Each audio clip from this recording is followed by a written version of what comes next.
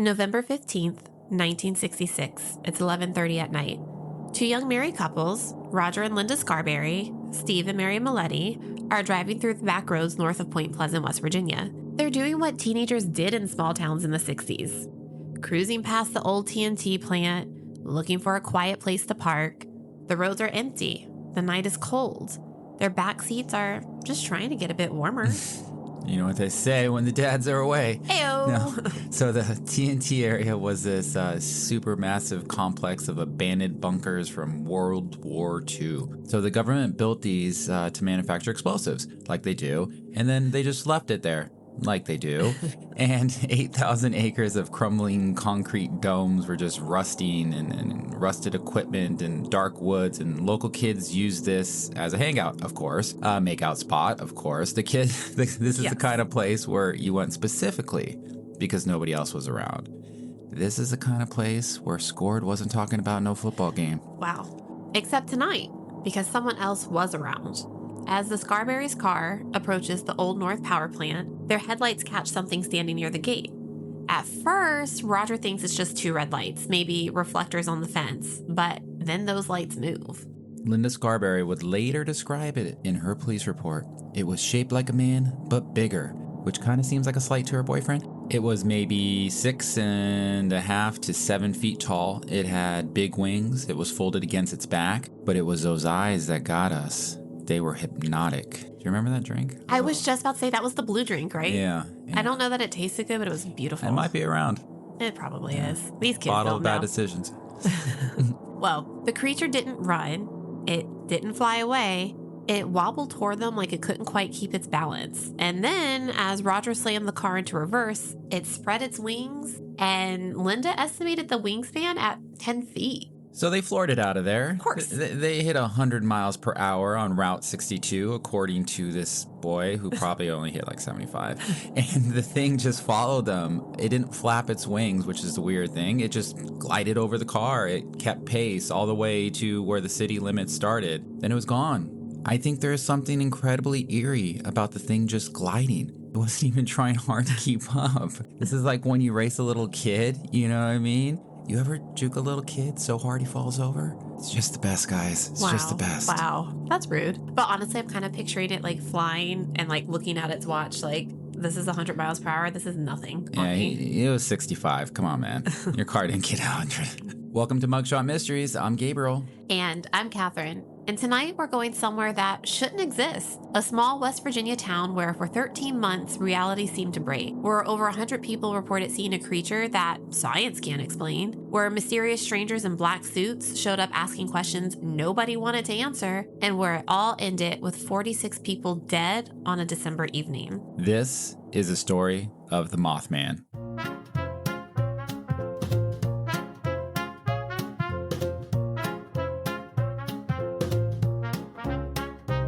Sneaky footsteps in the night, clues that vanish out of sight. Grab your hat and magnifying glass. We'll talk this case and have a blast. Mugshot Mysteries, we're on the trail. Twists and turns that never fail. Laughs and chills, it's quite the show. Who did it? Tune in to know.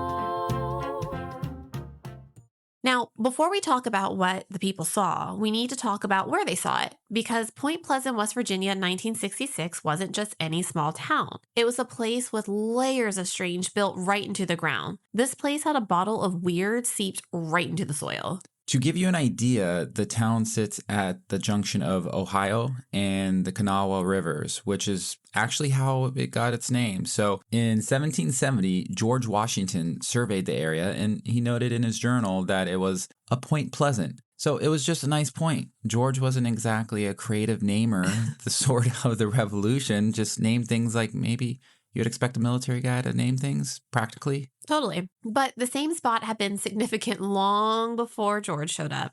The Shawnee people considered it sacred ground, and in 1774, it became the site of one of the bloodiest battles of the colonial era, the Battle of Point Pleasant. Over 1,000 warriors led by Chief Cornstalk fought Virginia militia in a day-long battle that left the rivers, according to accounts, running red. You know, this is the light stuff. Okay, I got to stop here. So just take note of your Virginian roots. And my word, the first time I went to Virginia, all I could do was marvel at the amazing amount of cemeteries and grave sites y'all have. And that we take you to as like something to Yeah, visit. drive by. This person died here. This battle happened here. If the whole landmass of Virginia had some sort of curse on it, it would not surprise me at all. I'm actually unsure how every house in that state isn't visited by some restless ghost just knocking pans around. Listen, most of my like ghostly encounters were Virginia. I'm just saying. I'm just saying, you all need to find some better things to do over there, all right? We have since the 1700s. A lot of gun stores too. In this particular story, Chief Cornstalk supposedly placed a curse on Point Pleasant before he died, that he was murdered by American soldiers in 1777, and with his dying breath, he condemned that land to 200 years of tragedy, which is surely how I want to go out. You're cursed, and you're cursed. You're cool. I'm out. Okay, that's a great story. It's also completely made up. Of course it is. Naturally. The curse story comes from a 1921 outdoor theatrical play about Point Pleasant's history. Someone wrote dramatic dying words for Cornstalk to make the play more exciting, and over generations, people started repeating it as facts. Naturally. Historians have thoroughly debunked it. The real Cornstalk was shot 8 times at close range during a surprise attack. He wouldn't have had time to deliver a monologue about literally anything. This wasn't a movie, and again, he got shot 8 times. That's like 50 cent worthy. And that ruins the day of even the toughest soldiers. Yes, it does. So you think there's no curse, and I'll tell you why. It's because you're from Virginia, and you guys develop some sort of immunity. It's like how people in Buffalo, they'll be cheering at the football games, and they got no shirt, and they're just powered by a lot of training and a crap load of Coors Light. Ugh, I don't like Coors Light. Miller Lite, High Life? Hypnotic. Oh. Just kidding. Okay. Aftershock, you remember that? Ugh. All right, so there's no supernatural curse. I know you think it's just because I'm from Virginia, but no, there is something else. So fast forward to World War II, and the U.S. government needed to produce massive amounts of TNT for a war effort. So in 1942, they built the West Virginia Ordnance Works just north of Point Pleasant. They condemned over 8,000 acres of land, displaced 150 families, and constructed a sprawling industrial complex that employed 3,500 workers producing 500,000 pounds of explosives every single day. So, just your normal government business. Yeah, and that's a ton of TNT, a ton of government overstepping. And you know what? They probably stopped needing this TNT after they made a certain invention. Save that for another pod. So it was good enough for government work, as they say. And when the war ended in 1945, they just walked away, left the whole thing there. Concrete bunkers they called igloos that stored the explosives, yeah, those were still standing. The contaminated soil and groundwater, nobody's problem. And in 1983, the EPA would designate it a Superfund site because of all the TNT and chemical residues still leaching into the environment. And in 2010, 65 years after the plant closed, one of the bunkers actually exploded because there were still 20,000 pounds of unstable materials inside. So just to be clear, the first Mothman sighting happened at an abandoned explosives factory that was still capable of blowing up. Yeah. That government, our government, gave up on the site like it was a mismatched sock. I don't give up on those socks. You got to sometimes. Yeah. Because they truly disappear. Does the Mothman take them? What do they call it? They're like mothballs. Yeah. Hey. Anyway, so this is in a town built on Native American burial ground and a battlefield at a spot where 2 major rivers meet. This isn't just creepy geography. It's like someone designed a location specifically to attract weird energy. Like, the Neverland Ranch. Except here in the 1960s, these were local teenagers, not kids. And they were using those crumbling bunkers as their personal hangout spot. So there's nothing teenagers love more than an abandoned industrial hellscape. I remember my love of hellscapes like it was yesterday. Baby, One More Time, which I'm trying so hard not to sing. Hellscapes, a lot of fast food. And of course, my T-Bird. Where you were eating the fast food. It's all right. You can sing. You get one. I just make it count. Listen, my windows were down. I definitely had my McDonald's French fries in my T-Bird going, hit me, baby, one more time. Right. Actually, no, I wasn't driving then. It was definitely 50 Cent. Oh, Lord. All right. Well, we'll move on from that subject. Now, to be fair, the options in Point Pleasant were probably that TNT area. Did they have Cracker Barrel back then? They probably did. Waffle houses? I love me some Waffle House. And honestly, I'm sorry if anyone listening here is from that specific area. Please do let me know what is happening over there, because Pleasant Views and colonial name streets, that's all I picture. Well, out of those choices, the TNT area had way better parking, when not being watched by monsters. So the Scarberrys and the Milettis, they see this thing on November 15th, to be specific. They go straight to the Mason County Sheriff's Office, and here's what I found surprising. The deputy on duty that night actually took them seriously, and maybe they didn't have much to do, but he drove back out to the TNT area with them to investigate it. Whether or not he was trying to hit up the Cracker Barrel on the way back is undetermined, but this thing kind of reminds me of the Enfield haunting. You don't expect the police force to be like, hold on, I'm grabbing my keys when you tell them a red-eyed monster was chasing your car, unless they were the red-eyed monster who was puff passing. So Deputy Millard Hall said he didn't find the creature, but he found something that spooked him. Strange shadows moving near the bunkers, and his radio started picking up interferences that he'd never heard before. He'd been a deputy for years, and he said afterward that something about the place felt deeply wrong. And I'm sure he had a breakup of meth den at some point, meaning the strange was saying quite a lot. Yeah, meth dens, very strange places. Just saying, I'm not recommending. No, just kidding.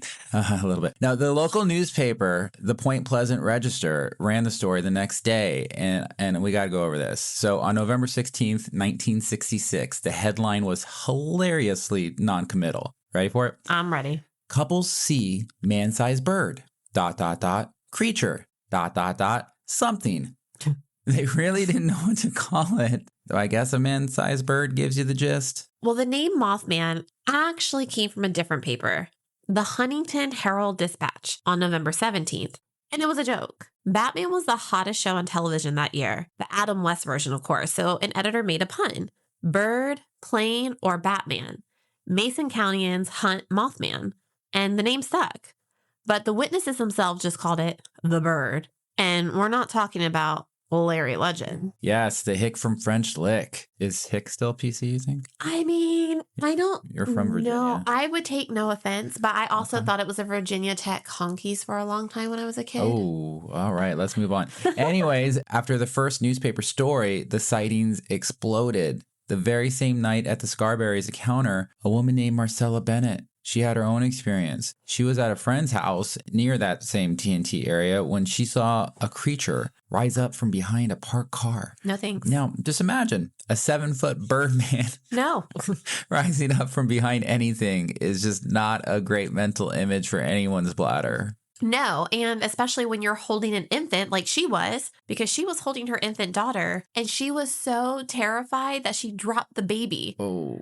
Yeah, I mean, she had to pick the child up off of the ground before running inside. And for weeks afterward, she couldn't sleep. She dropped a baby. Yeah, she also saw like a 7-foot bird man. So she'd wake up screaming, and she eventually had to seek medical treatment for what we now recognize as acute stress disorder. It kind of seems like she dropped the baby, then had to say the Mothman made her do. But I digress. This is a part that always gets glossed over in a lot of the Mothman coverage. And here at Mugshot Mysteries, we don't gloss over nothing. No. So whatever these people saw, real creature, misidentified bird, collective hallucination, the psychological impact was devastating. These weren't people looking for attention. They were honestly traumatized. And over the next 13 months, the Mothman Museum's records show approximately 100 reported sightings. Jeff Wamsley, who runs the museum now, grew up in Point Pleasant during all of this. His father worked at the National Guard Armory, and he remembers what it was like. People were genuinely afraid to leave their homes at night. Dogs were disappearing from yards. Strange lights were being spotted over the river. The whole town felt like it was under siege by something they couldn't explain. And let's talk about who these witnesses were, because the skeptical explanation is usually they were just drunk teenagers making up stories. But that doesn't hold up. They were also drunk neighbors too. No. You also had volunteer firefighters who saw it, and I really hope that they weren't drunk. You had housewives. Oh, they're definitely drunk. 100%. These Ginny moms. And truck drivers, we hope weren't. possible, though. And a contractor. I don't know if you're doing well proving your point here, but okay, go ahead. Well, Connie Carpenter, a teenager, saw it in broad daylight on November 27th. She was driving to church when she spotted it standing on a golf course. She said it looked directly at her and its eyes glowed red even in the sunlight. She developed a rare eye condition afterwards, and her eyes became extremely sensitive to light, and it stayed that way for weeks. Okay, well, teenager going to church, probably not drunk. But let's be honest, that's a ridiculous story. Is this like medically documented? Because Yeah. I don't know if I believe it. Well, according to John Keel, who investigated the case extensively, and we'll get back to him, the point is, he said these weren't attention seekers. Many witnesses actively avoided publicity. Some only came forward decades later because they were still afraid of being ridiculed. And none of them, not one, ever recanted their story. Okay, so let's go over how they generally all describe this Mothman. Height between 6 and 7 feet. Looks like they could rebound. Quick feet, maybe a little slow in rotations. Gray or brown coloring, massive wings, usually described as folded behind the back when standing. And those eyes, they all describe those eyes, glowing red, hypnotic, large. The creature didn't seem to have a visible head in many descriptions, which is unusual, but it did lead to most of them theorizing that the eyes were actually located on its chest. When it moved on the ground, it shuffled or wobbled, presumably looking less cool when it was in that state. But in the air, it was impossibly fast and graceful. And again, it didn't flap its wings to fly, it just sort of rose and glided, which I have to think is really when it excelled at putting respect on its name. Awkwardly wobbling on the ground is not winning any awards, Mothman. Yeah, no, it's not. But that's also not how birds work. That's not how any of this works. A bird flaps its wings. That's kindergarten 101, guys. In any good mystery, you need someone on the ground documenting everything. For Point Pleasant, that person was Mary Hire. And guess what? She was for hire. Okay, Dad. That was low. It was low-hanging fruit. You had to go for it. Well, Mary Hire was a 51-year-old newspaper correspondent for the Athens Messenger. She had been running their Point Pleasant office for 27 years.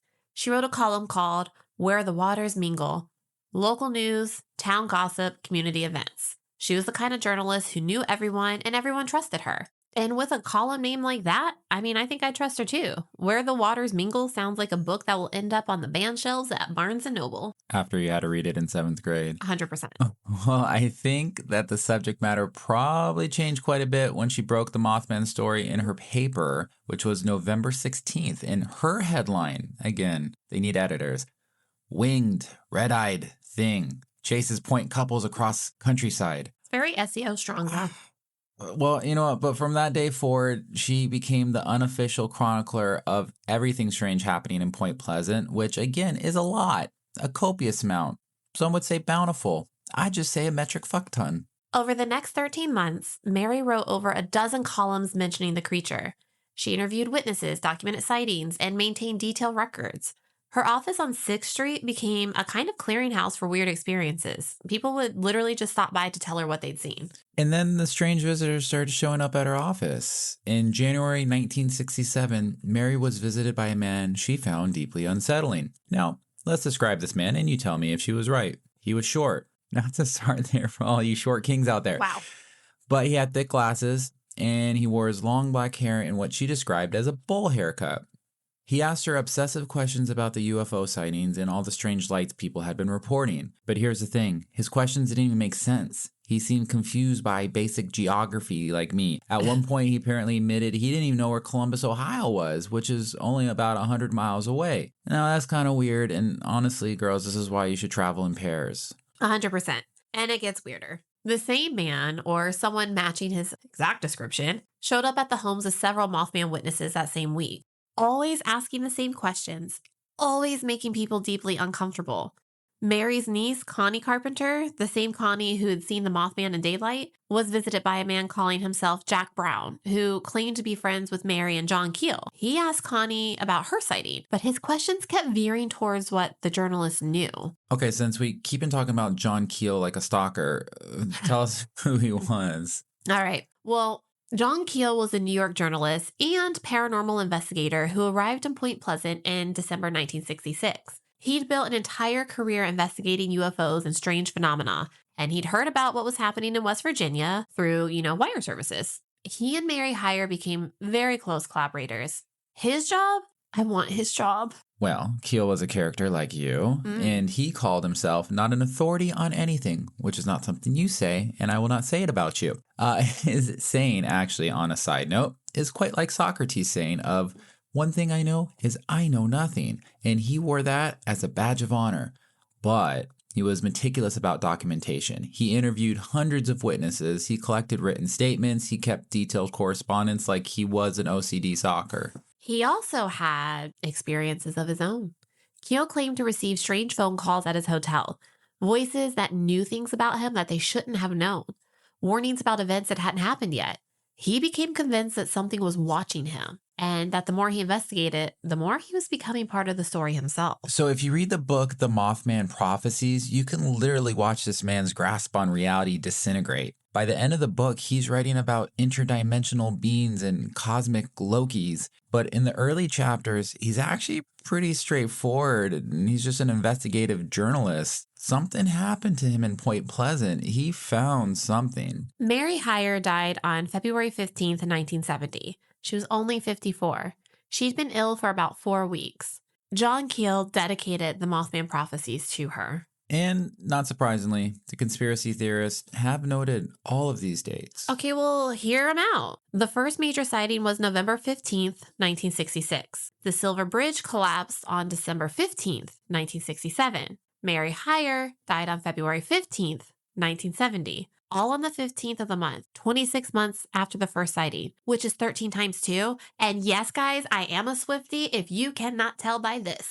I have no idea what that means, but let's move on. Numerology. That's probably a coincidence. That's Pepe Silva, a chain-smoking conspiracy theorist in the smoky room where if you start involving math, that's all I'm saying. It's BS. Probably. But in Point Pleasant, people stopped believing in coincidences. All right. So we've got the Mothman sightings. We've got strange visitors to Mary Hyre's office on November 2nd, 1966. This is just 13 days before the Scarberry's encounter. A sewing machine salesman, of all people, named Woodrow Derenberger was driving home along the Interstate 77 near Parkersburg. And this is just 40 miles from Point Pleasant. Presumably all his hems were all hemmed and he was free to travel.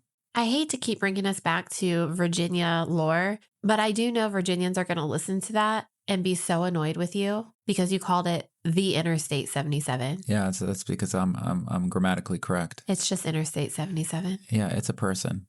You didn't know that? Well, the Mothman knew that. All right, so a vehicle overtook him and forced him to stop, but it wasn't a normal vehicle. Derenberger described it, and get ready for this, as looking like the chimney on an old kerosene lamp, which is taking me a long time to envision. Which is just also words that don't go together. No, but he said this thing was hovering just above the road surface. A man stepped out, and he was about 5'10", with dark skin and long dark hair combed straight back. He was wearing a shiny reflective outfit, and he was smiling. Well, you know what? I bet you if he was 6'2", he wouldn't have been weird, right? I don't know. So this was not a normal smile. Derenberger said the smile, it never wavered. The man didn't even speak out loud. He communicated telepathically. Ooh. And he told Derenberger his name was Indrid Cold. He asked mundane questions about the town and the area in Derenberger's life. I mean, it's really unclear if Derenberger was able to close that deal on the new shipment of Singer sewing machines. But Ingrid got back into his craft and he just flew away. But again, Indrid Cold never stopped smiling. He may still be smiling today as we recount this story, right this very second. And it's a knowing smile. It's a smile that says he knows all the truths and we're just players in a game that we have no idea is being played on this cosmic scale. We're just ants on a treadmill. We're just looking outside at the shadows on the cave wall. And guess what? Derenberger totally went public with this thing. Lordy. He held a news conference, you guys. This was a middle-aged sewing machine salesman from West Virginia going on television to say he'd been contacted by a telepathic alien named Indrid Cold. His life was destroyed. He lost his job, his friends, and eventually his marriage. He was ridiculed constantly, but he also never changed his story. And at some point, you just got to run with it. And strangely, other people cooperated parts of his accounts. Multiple witnesses reported seeing a strange vehicle and lights on that stretch of highway at the same time Derenberger said his encounter with the kerosene lamp occurred. Some people even reported seeing him pulled over talking to somebody. Yet the ridicule stayed. The stigma persisted until he was just destroyed by the myth of the Mothman. And guess what? He wasn't the first or the last. Derenberger wrote a book in 1971 called Visitors from Lanulos about his continuing contacts with Indrid Cold. He claimed Cold took him on trips to his home planet. John Keel wrote the foreword, not surprising, and he said something like, "I cannot endorse his story, but I do feel I know the man well enough to give him a character reference. He sincerely believes these things happened to him," which is a great way of saying probably delusional, but the delusional is catchy and somehow believable. So we have the Mothman, we have Indrid Cold, and we have Men in Black. Will, Tommy, whoever those strange visitors to Mary Hyer's office were. I mean, we think they would have to be connected, right? Well, Keel thought so. He developed his theory about ultra-terrestrials, beings that existed in our reality but on a different frequency, or in a different dimension. He thought they could manipulate human perception, create hallucinations, even predict the future. He thought the Mothman, Indrid Cold, and the UFO sightings and the Men in Black were all manifestations of that same phenomenon. Okay, so it's a lot. For and sure. to be clear, there is zero scientific evidence for any of this. Keel wasn't a true believer when he arrived in Point Pleasant. Again, he was just a skeptical investigative journalist, but something in that town changed him. Now, whether it was a crazy number of consistent witness accounts, his own weird-ass experiences, or just the full psychological weight of investigating something so fundamentally cosmic horror-like, at the end, he was just a different person. The place got to him. He was like supernaturally institutionalized, like he was Brooks in an H.P. Lovecraft version of Shawshank. Yeah, the place got to him, and he was not the only one. Okay, so let's put our psychology hats on, because one of the most common explanations for Mothman, guess what, is just mass hysteria, or as researchers now prefer to call it, mass psychogenic illness. I'm trying to sound smart again. So let's go over it. What is that exactly, Agent K? Mass psychogenic illness is when physical or psychological symptoms spread through a group without any infectious agent. It's not people making things up. It's the brain creating very real symptoms in response to perceived threats. Medical sociologist Robert Bartholomew, who studied this extensively, describes it as the placebo effect in reverse. So one person believes they saw something terrifying, and that belief spreads. Exactly. There are documented cases throughout history. The dancing plague of 1518 in Strasbourg, where hundreds of people danced uncontrollably for days. The 1962 Tanganyika laughter epidemic, where a school closed because students couldn't stop laughing, which is kind of fun. The mad gasser of Mattoon in 1944 Illinois, where an entire town believed a mysterious figure was spraying them with paralyzing gas. In all these cases, the symptoms were real. People really did experience pain, paralysis, uncontrollable movement. But there was no external cause. It was their minds responding to fear. So under this theory, maybe the Scarberries really did see something that night. It could have been a large owl or a sandhill crane. Trust me, they were both suggested at the time. And in the dark, with their adrenaline pumping, their brains are filling in the gaps. They made it bigger. They made the eyes glow. And then they told their friends, and the newspaper picked it up with those terrible headlines. And suddenly everyone in Point Pleasant was primed to see the same thing, because small town, weird energy, Cracker Barrels as far as the eye can see. It's a solid theory. And there are factors that would have made Point Pleasant especially vulnerable. This was 1966. So the Cold War was at its height. Vietnam was on the news every night. Protests, flower children. There was a pervasive cultural anxiety about nuclear war, about communism, about threats from beyond. The TNT area itself was a constant reminder of war and destruction. And Point Pleasant was an isolated small town where information spread through gossip and the local paper. A perfect incubator for contagious belief. All right, time to sound wicked smart. You have to be from Boston to sound wicked smart. Wow, your Boston accent's worse than mine.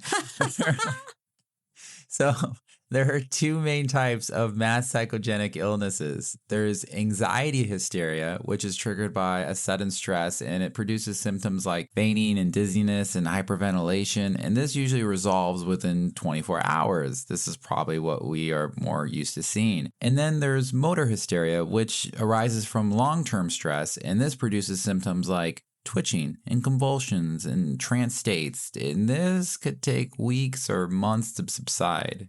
So the Mothman phenomenon lasted 13 months. If it was mass hysteria, it was the motor type. And motor hysteria typically requires a specific kind of environment, a tight-knit community, high ambient stress, cultural beliefs that provide a framework for the symptoms. In Point Pleasant, it checks all those boxes. In most documented cases of mass psychogenic illness, once the trigger is identified and debunked, the symptoms just stop. People accept that there was no mad gasser, that there was no dancing curse, that there was no poisonous bug.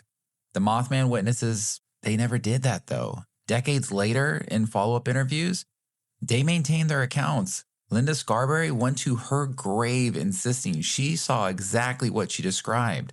If they were lying, then that town produces some stubborn SOBs. And maybe they couldn't admit that they've been fooled, or maybe they're the people in the movie that really did see Jason Voorhees. I mean, the audience knows it, but no one else would. And it sounds ridiculous, but to be honest, if I saw the Mothman, I'd be telling literally anything with ears. But maybe that's it. However, there's another psychological angle that is worth considering. Carl Jung wrote about collective unconscious archetypes. That's right. Carl Jung is coming into this discussion, which, if you do flip to our old podcasts, you'll find him mentioned many a times, possibly because this guy's sitting right next to me right now. That's right. But he says there are universal symbols that appear across cultures and throughout history. The winged figure with glowing eyes appears in mythology worldwide. Angels, demons, the Thunderbird of Native American legend, harpies in Greek myth. What if, on some level, the human brain is hardwired to see this kind of entity when it's stressed enough? So to break it down, what you're saying is the Mothman is an archetype, and this archetype transcends time and space and nationalities, which is actually super cool. It is cool. It's possible that when communities are under extreme collective stress, their shared unconscious produces certain images. The Mothman might be what our brains generate when we need to externalize overwhelming fear. Not a creature, not a hallucination, something older, something that's like built into us. It's innate. Which is completely unsettling, and I love it. So depending on if you think the Mothman was a harbinger or a benign messenger or a complete manifestation of evil, this thing is built into our subconscious. And that's spooky. I know, right? December 15th, 1967, exactly 13 months after the first Mothman sighting. It's late afternoon. It's coming up on 5 p.m., rush hour. The Silver Bridge is packed. People heading home from work, families doing Christmas shopping.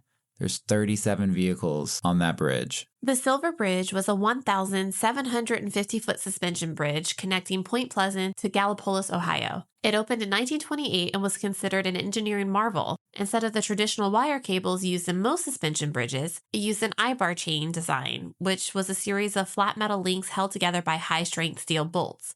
It was the first bridge of its type ever built in the United States.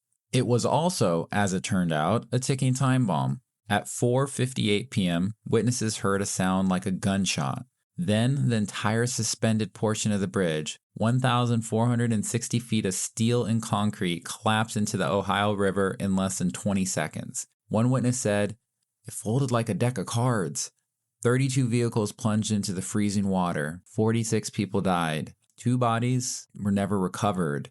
It remains the deadliest bridge collapse in all of American history. The National Transportation Safety Board investigation took 3.5 years, and what they found was chilling. The entire catastrophe was caused by a single flaw in a single link, I-bar 330 on the Ohio side of the bridge.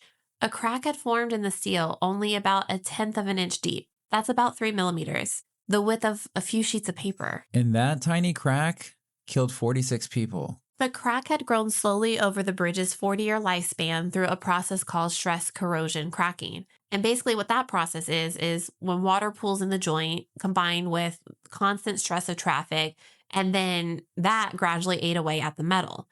But here's the thing. The location of the crack made it impossible to detect during routine inspections.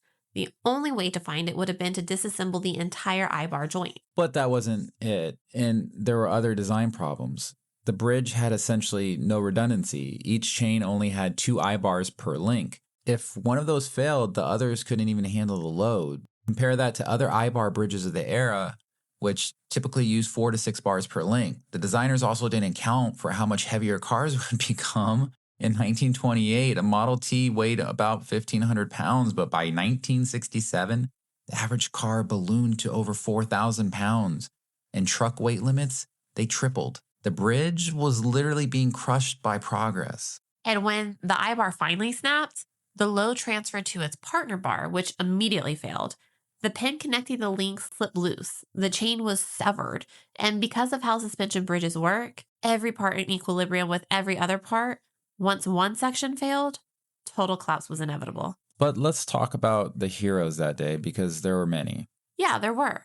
Bystanders immediately began rescue efforts. People jumped into the freezing water to pull survivors out. A woman named Charlene Wood survived because she saw the bridge starting to shake. She threw her car in reverse and backed off just as the section in front of her gave way. And she was pregnant at the time, so technically, her split-second decision saved 2 lives. And it literally sounds like a movie. Yeah. Then there was Mary Hyre. Do you remember her? She was one of the first journalists on the scene. Her office was just a few hundred feet from the bridge. She was there within minutes. She would write more about the Silver Bridge collapse than any other story in her whole career. So where do people make this Mothman connection? We gotta do a call back to John Keel, because John Keel claimed that some witnesses had seen the Mothman near the bridge in the days before the collapse. He interpreted this as evidence that the creature was a harbinger, appearing to warn of impending disaster. This became the central thesis of his book. And surprise, there's so many problems with interpretation.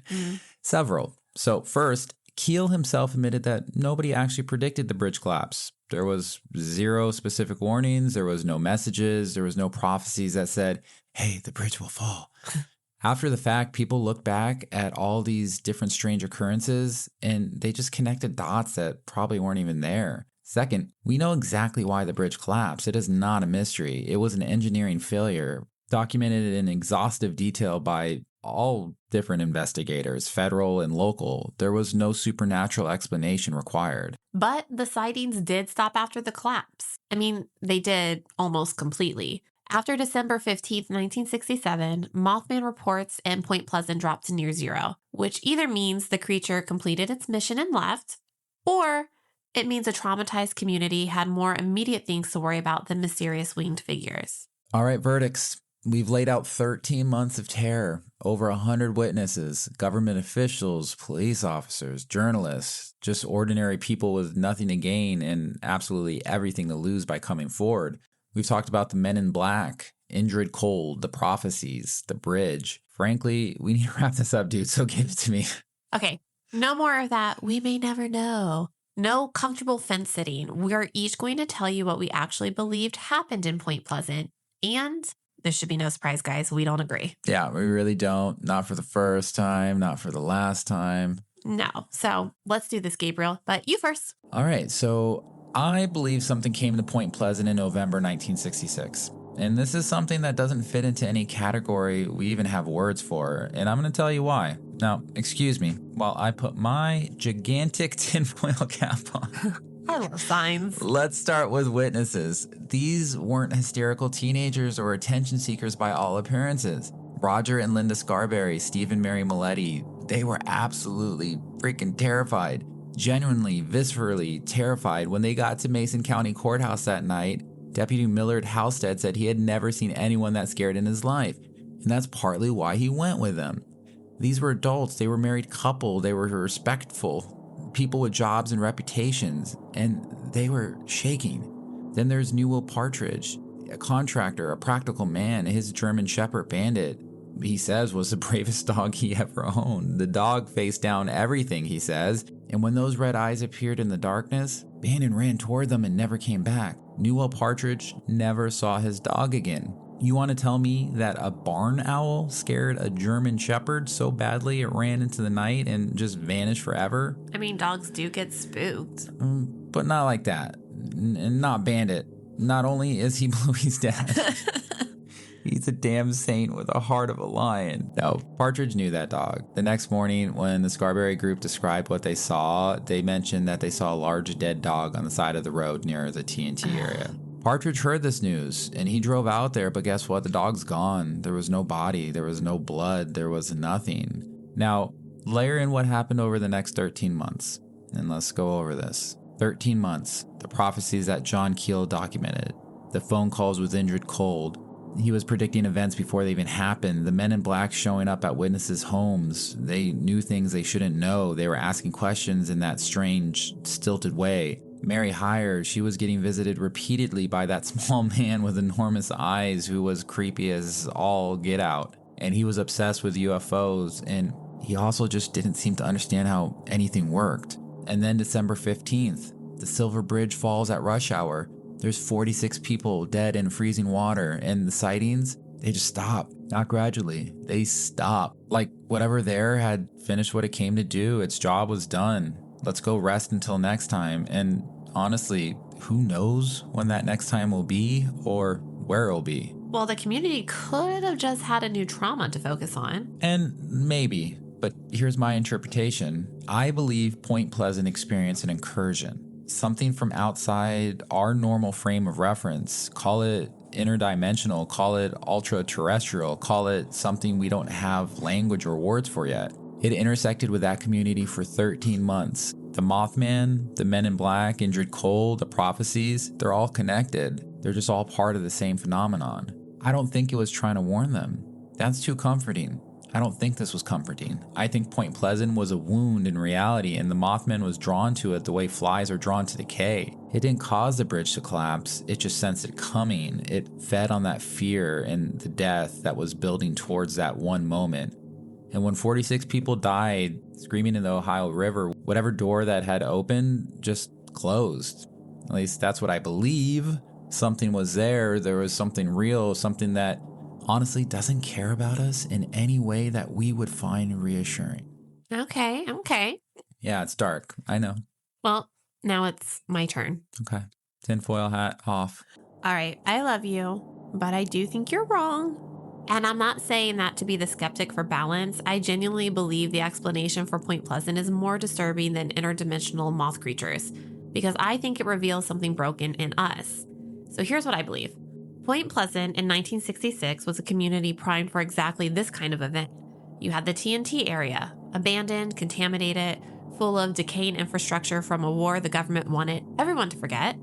You had a small town economy that was struggling. You had Cold War anxiety at its peak, and you had a landscape full of large birds that most residents had never encountered up close. So the first sighting, the gravediggers in Clendenin, was 5 men who saw something large and dark fly over trees near a cemetery. That's it. That's the seed. And from that seed grew a mass shared delusion that consumed an entire community for over a year. So, to break it down, you think over 100 people hallucinated the same thing? No. I think they all saw something. Sandhill cranes, great horned owls, barn owls with their white faces and huge eyes reflecting headlights. Maybe even a few hoaxers who figured out a way that they could terrify people by standing on the igloos in dark clothing. The human mind is desperate for patterns. So once the story of the Mothman took hold, every unexplained shape in the darkness became the Mothman. Every weird noise, every strange feeling. But here's where my theory gets dark. I don't think this was innocent mass hysteria. I think Point Pleasant shows how easily a community can be infected by fear, how quickly rational people abandon their rationality when they're given permission to believe in monsters. John Keel wasn't a neutral observer. He was a believer who came looking for evidence of the paranormal, and he shaped the narrative in real time. He told people about the prophecies. He connected events that might not have been connected. He gave the phenomena a mythology that made it seem coherent and meaningful. And the community embraced it because the alternative, that they were afraid of birds and shadows, was too humiliating to accept. So think about what that means. For 13 months, people in Point Pleasant lived in genuine terror. Children were afraid to go outside. Adults carried guns, which I think they were probably already doing before. Yeah, I've seen it. But The economy suffered. Relationships got strained, all because a handful of ambiguous sightings snowballed into a shared nightmare that nobody could wake up from. So you're saying they did this all to themselves? I'm saying we do this to ourselves all the time. Point Pleasant isn't unique. It's just one of the most well-documented examples of how human communities can generate their own monsters when they're stressed and scared and looking for something to blame. But here's the part that kind of haunts me a little bit more. The Silver Bridge didn't fall because of the Mothman.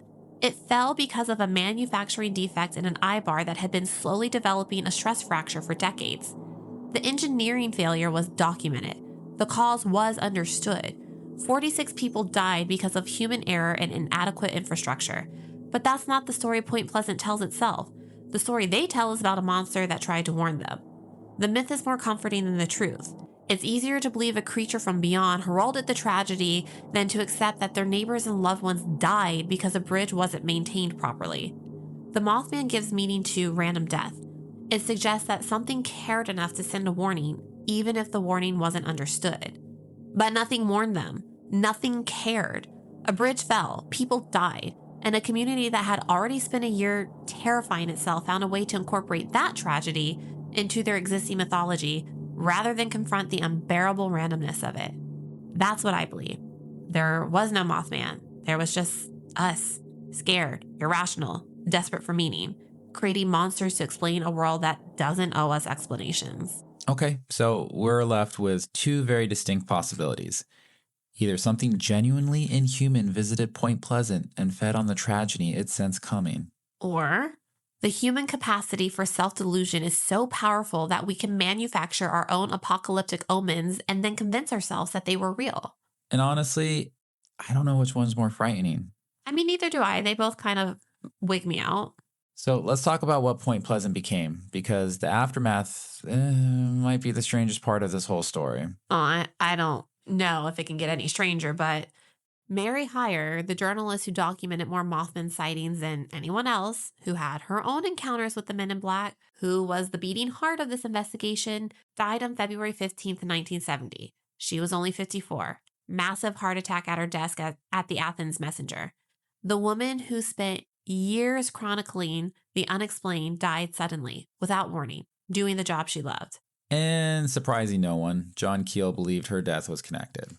That the stress of what she had experienced, what she had documented, just wore her down. He wrote that she'd been having premonitions in the weeks before she died. Nightmares about the disasters, a sense of something that was coming, and obviously we can't prove any of this. Yeah, because whether you believe that or not, the fact remains. The woman who knew more about the Mothman sightings than anyone alive didn't live to see her 55th birthday. The phenomenon, or the stress of covering it, had claimed her too. Then there's the bridge itself. The wreckage sat in the Ohio River for months. Recovery operations pulled 44 of the 46 victims from the water, but there was actually 2 bodies that were never found. Sharon Darby, 15 years old, and Robert Clayton Toe, 39. They went into that river on December 15th, 1967, and the Ohio never gave them back. That detail doesn't get talked about enough, though, because when people tell the Silver Bridge story, they say 46 died. They don't mention that 2 of those people are still down there somewhere, theoretically. Their families never got to bury them properly, and for almost 60 years, the river has kept them. And here's another strange occurrence. The bridge collapse wasn't even Point Pleasant's only mass casualty event. In 1978, this is exactly 11 years after the Silver Bridge fell, there was a freight train that derailed in Point Pleasant, and it struck a junior high school gymnasium, and this was during a basketball game. Now, thankfully, the gym was mostly empty, and there was only a few injuries and there was no deaths. But the fact that this town experienced 2 of these catastrophic infrastructure failures in 11 years, the same town where people saw a 7-foot creature with glowing red eyes. If you're Gabriel, that's evidence that something is wrong with Point Pleasant. That the town sits on some kind of fault line between our world and something else. And guess what? If you're Kathryn, you're boring. And it's just evidence that rural America's infrastructure sucks and was criminally neglected. And Point Pleasant just got unlucky twice. I mean, both can be true at once. Let's be real. We all know that I believe in the paranormal. That's the uncomfortable thing about Point Pleasant. Every explanation just feels incomplete. All right, so transitioning. Now let's talk about what Point Pleasant has become, because this is where it gets truly weird. You guys, there is a 12-foot stainless steel Mothman statue in the center of the town with glowing red eyes, wings spread. It was designed by Bob Roach, who is a local artist who interviewed original witnesses to get the details right. Tourists take selfies with it. I mean, I would. And kids climb on it. It's like become a landmark. Oh, and I wonder how many roaches Bobby Roach smoked before he made that landmark. But here's another thing. And again, it's going to surprise no one. Every September, Point Pleasant hosts the Mothman Festival. 15,000 people descend on a town, and this town is only about 4,000. They sell Mothman t-shirts, Mothman keychains, Mothman Christmas ornaments, Mothman pizza. There's a museum filled with newspaper clippings and props from that 2002 movie. Again, you can buy Mothman pizza at a local restaurant. Okay, I don't want Mothman ornaments, but I want to try that Mothman pizza. That's shaped like a Mothman. It has to have pepperoni for the eyes, right? Like, well, probably like 2 dots of red marinara sauce. Maybe. Yeah, it's haunting. It's hypnotic. Wow. Ayo, bringing that back. Okay, so a community that experienced genuine terror, that lost 46 people in a single day, has turned their trauma into a tourist attraction, and I can't decide if that's healthy or horrifying. Maybe both. Humans have always processed trauma through story and ritual. The Mothman Festival is just Point Pleasant's way of owning what happened to them. It's transforming victimhood into identity. It's taking power. The town that was terrorized by a monster now invites the world to come celebrate that monster. But there's something ghoulish about it, too. 46 people died. Real people with families, and now their deaths are part of the mythology that sells hotel rooms and t-shirts. The Mothman Museum gift shop is 50 feet from where the bridge used to be. And the memorial to the victims is just right there too. It's a stone monument listing all 46 names, and people visit the Mothman statue, then they walk over and they read the names, and then they eat the pizza. Maybe that's the right juxtaposition, and maybe it forces visitors to remember that this isn't just a story. Or maybe it lets them treat it like a spectacle. Take a photo with the scary statue, glance at the sad memorial, buy a keychain, drive home. The victims become props in the Mothman narrative instead of the other way around. The 2002 movie made everything worse and kind of better at once. Richard Gere, he brought mainstream attention to the story, but the film took, not surprising again, massive liberties. It invented a direct connection between the Mothman and the bridge collapse, and obviously that doesn't exist in the historical record.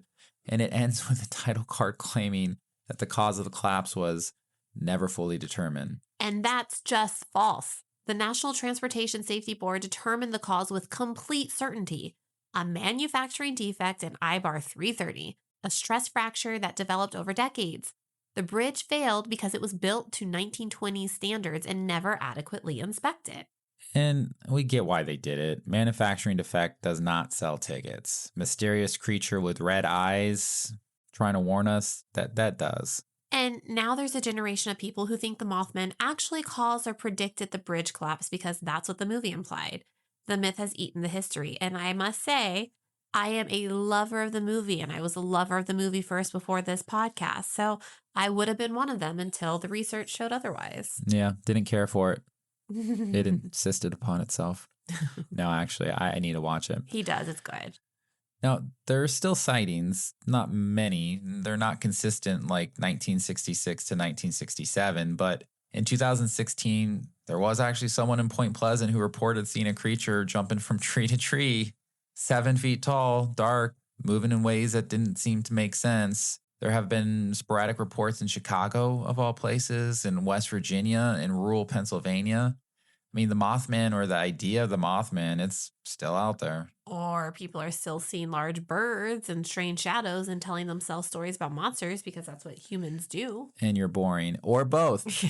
Maybe the door that opened in Point Pleasant in 1966, it never closed. Maybe it's just cracked. Maybe whatever came through is still there. It's just quiet. It's watching. It's waiting for the next tragedy to come feed on. Oh, well, here's the thing that stays with me, whatever you believe. Point Pleasant in 1966 was an ordinary American town. Small, quiet, struggling a little bit, but totally getting by. And in the space of 13 months, it became something else entirely. A place where the night had teeth, where your neighbor saw monsters, where the federal government couldn't explain what was happening in your own backyard.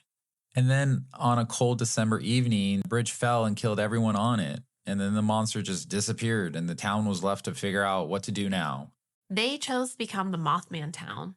Whether that's brave or broken, I don't know. So what I do know is this. If something did visit Point Pleasant, something ancient and hungry and utterly indifferent to all human suffering, it's still out there. The sightings never stopped completely. They just moved on. And maybe right now in some other small town, someone's looking out their window at a pair of glowing red eyes in the darkness and they're feeling the first cold touch of a fear that they'll spend the rest of their life trying to explain. Creepy. And alternatively, if nothing supernatural happened, if it was all birds and shadows and the terrible power of collective belief, then we're capable of manufacturing our own apocalypse. We can terrify ourselves into seeing monsters and we can transform random tragedy into cosmic horror. The call is coming from inside the house. Now, either way, something happened in Point Pleasant, something that changed that community forever, something we're still talking about almost 60 years later. The Mothman is watching, whether from out there or in here. And something is always watching. That's our show for today. If the Mothman is watching you right now, we'd appreciate a 5-star review. If you're in Point Pleasant, I guess go see the statue, go to the museum, stand where the bridge used to be, and honor all of those 46 names. But when the night falls, maybe don't look too closely at the darkness. Definitely don't. Go follow us on TikTok or Instagram at Mugshot Mysteries Podcast, where we will have different images up there of the Mothman, the statue, and then, of course, honoring those victims. We're Mugshot Mysteries. I'm Kathryn. And I'm Gabriel. And remember, some stories don't have endings. They just stop being told. Until next time. But first, Gabriel, what did we learn today? Yes. So we have learned many things. We have learned that maybe the Mothman isn't that great of a name, but maybe evil doesn't have the best PR guy. I think I would have went with Deathbird. We've learned that if you think evil's near, even if it's not, you may summon it. We've learned that it's better to run away from wobbling things with wings, even if that thing's a penguin. We've learned that if you drop a baby, apparently it is acceptable to blame it on an extraterrestrial being. And finally, we've learned that in life, there are things that will never be explained, and they can be hilarious, and they can be terrifying in tandem. But just remember, if you turn a corner one day, and there's a man there smiling, and he doesn't stop smiling, he's probably just trying to sell you a sewing machine.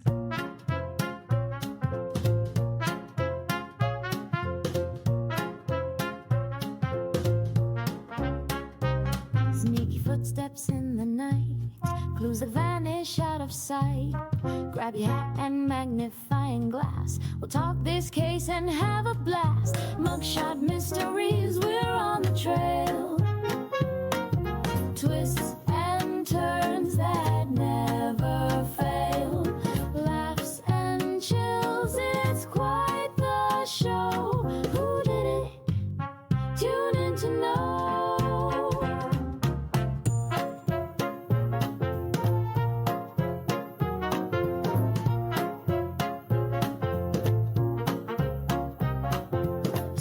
Gem, a secret note, a shady figure in a trench coat. The clock is ticking, the plot gets thick. We'll crack this puzzle quick as a click. Mugshot Mysteries, we're on the trail.